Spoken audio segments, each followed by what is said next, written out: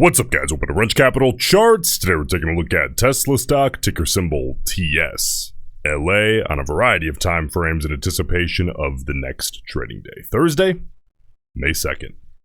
Alright guys, Tesla stock here today down $3.29 per share. That's minus 1.8% in regular trading hours. It is up here about another point, or exactly a point actually, here in the after hours, at least as of right now. But listen, as always, after hours is always going to have very, very low volume. So make sure to take that after hours movement with a grain of salt, whether it's in your favor or going against your bias. Let's take a look here. Now, of course, guys, you know, this is relevant for all blue chip stocks, really the entire market. We had FOMC today, rates unchanged as expected. The initial announcement did not cause a lot of volatility. What did cause some volatility is Powell came out and basically hinted that, or made it more official by saying it's very unlikely that the next move out of the Fed is a hike, which leaves cuts. However, that move quickly faded. We also had comments from Powell that, also we kind of knew this already, they haven't really seen substantial progress on inflation coming down to their 2% goal in recent time. But really, guys, I think the majority of this fade, turning this into essentially a non-event by the end of it, was the fact that what kind of drove this market-wide pump, we already kind of knew, right?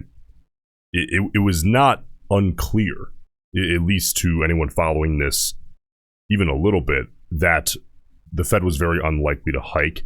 The Fed has to speak in riddles, and they will leave everything on the table until they no longer can use it.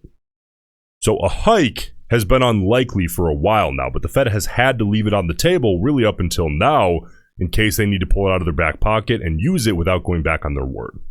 All right, but this is a Tesla video, so let's just focus on the stock itself. We're going to take a look at the volume profile, try to pull out any bias that we can, the psychological levels, and we're going to finish out with the directional bias out of the chain and the expected move. So let's get started here first with that volume profile here on the 5-minute chart, is the chart that I prefer to do this on. Listen, by the way, if you're new here, Tesla is a daily upload, so I appreciate you subscribing to the channel. My goal here is to hit 10,000 subscribers, and I'll keep the Tesla videos coming. So I kind of want to take a look at a lot of these moves because we got some good volatility out of Tesla today. Any obvious move, I just want to look, kind of peel back the onion, right? Look under the hood at the volume and try to pull out, hey, is there any bias that either supports this or is actually more neutral where you would expect to see bias? Okay, specifically like through here. So let's pull this up and move from left to right. The open itself was actually quite contextual. We get that high volume open, that's normal, and then a fade in volume throughout the morning. And really nothing stands out here for the first like 2/3 of the day or so. As we move into this move, there's a couple things to consider here. On the front side of this upside push, we got some very obvious bullish bias that wasn't necessarily present across the entire market. This is a little bit more specific to Tesla here now. Okay, there's obvious bullish bias. We have out of context green volume on quite a few consecutive green bars. All right, now as the move kind of flattens out and we begin that pullback, the volume tapers off. Okay, that goes ahead to support that bullish bias previously. But then as we headed into the close, remember this big candle, that's right after the bell. Okay, that's the rebalancing bar that we see is like basically every day across blue chip stocks. That's very normal. And this taper up in volume into that closing bar is also very contextual. Context is so important here. We expect that. We see that basically every day. Okay, so the truth is, we're seeing that out of context bullish bias.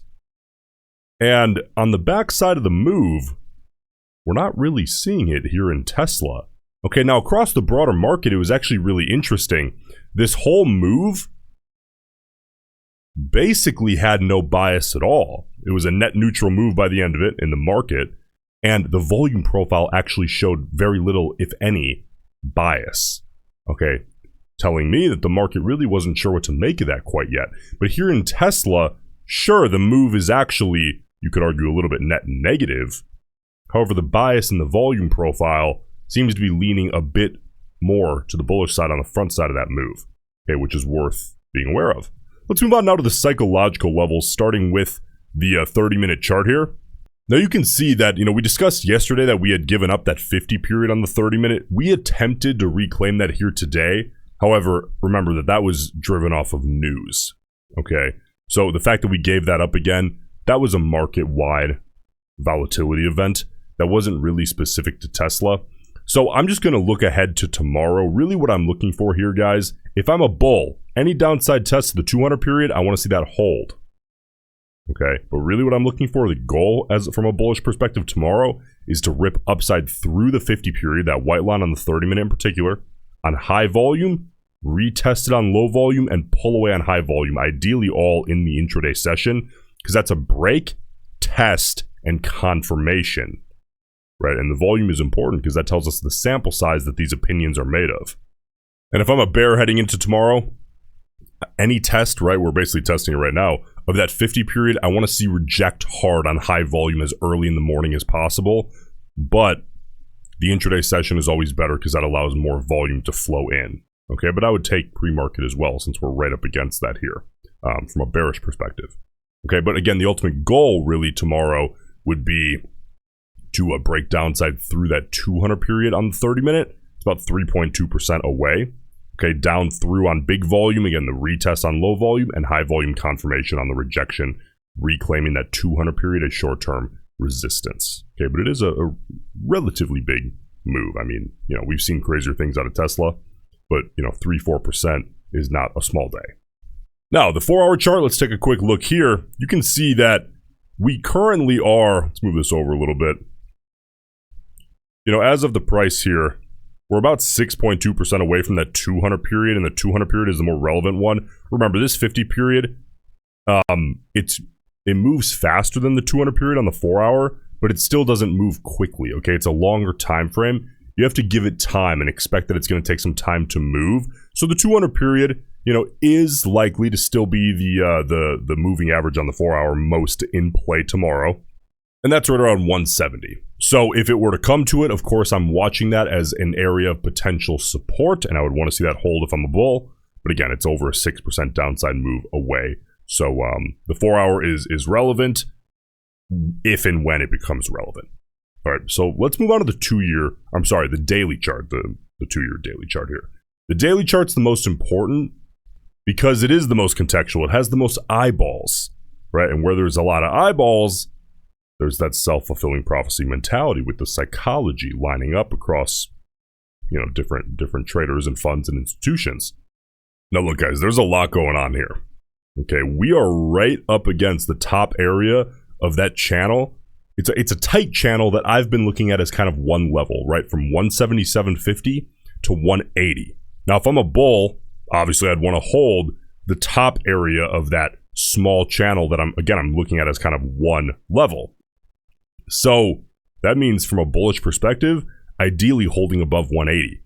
We're kind of right at 180. All right, so tomorrow's, at least from a technical perspective, I think tomorrow is a relatively important day here. It's going to be a test of that 180 area.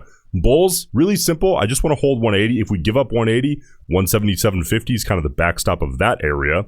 And if we give up 177.50, we do have the 50-day moving average there, right around 175. All right, bears, your ideal scenario is to crack all that to the downside and close below the 50-day here on the daily. That would be a big win if you're a bear, and a quick way to discourage some short-term bulls, which is really your goal if you're a bear. All right, implied volatility compared to the last couple of months it's falling. Right, so it is in the lower region here. Remember, the lower IV is compared to your intended trade time frame, the more favorable conditions become to purchase new options. All right, expected move. Let's take a look here. The next expiration we have on Tesla is, of course, going to be Friday.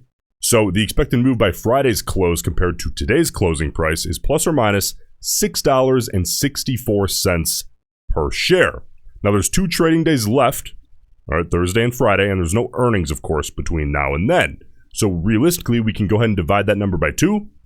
And then once we do that, I like to add back 50% to make up for the fact that that assumes, a streak, a red streak into the end of the week or a green streak into the end of the week. So I add back 50% to make up for that volatility of potentially having a mixed bag here.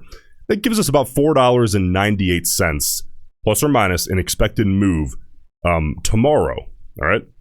That's quite literally the market's one standard deviation expected move. That's the expected volatility being priced in by the actual options traders that gets pulled out of each expiration, the implied volatility.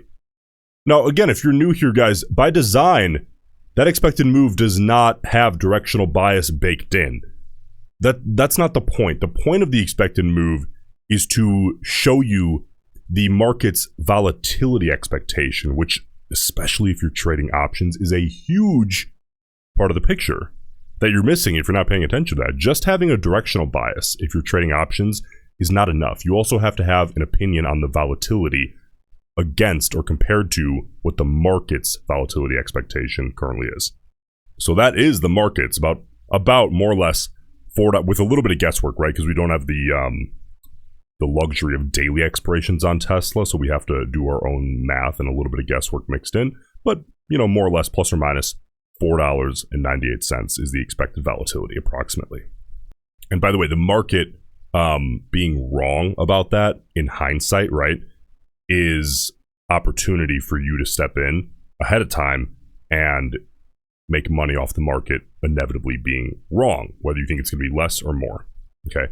Now, one more thing we can do here for directional bias. Let's pull out the directional bias out of the options traders here today in the chain. We had 1.83 million total contracts traded.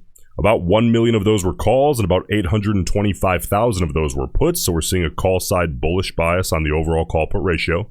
And if we break that down by the short-term speculators alone, we have 418,000 calls and 314,000 puts. So also a kind of a slight bullish bias out of the short-term speculators in that 0 to 20 delta range along with the overall call put ratio. Listen, guys, if you're getting value out of these daily Tesla uploads, I ask you to do one thing alone. Takes half a second. It's 100% free. Leave a like on the video and then get out of here and enjoy your day. I appreciate it, and I'll see you in the next one.